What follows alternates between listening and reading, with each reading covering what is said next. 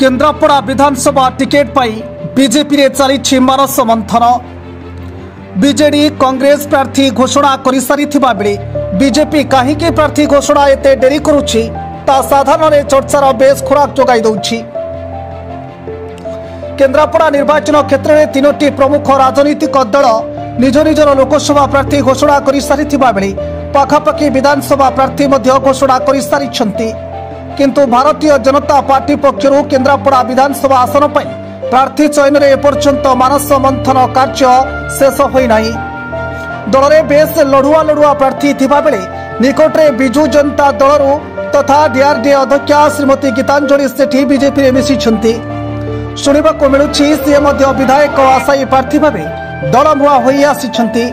वर्तमान पर्यंत बीजेपी रे केउ कथा को नहीं प्रार्थी घोषणा करिबारे एते विलंब घटुछि ताहा नै साधारण रे चर्चार बेस खोराक जोगाइछि। जदि कहिबा बीजेपी रे जने पूर्वतन विधायक मिसिबा नै जोर रे चर्चा हेउथिबा बेले वर्तमान सुधा किंतु सबु कल्पना जल्पना मध्य रे रहिछि। जदि आगको चर्चित पूर्वतन विधायक बीजेपी रे जोग दियंती तबे बीजेपी पई प्रार्थी चयन रे मुख्य मुंड बिंदार कारण पलटि पारे जहा साधारण रे चर्चा हेउछि।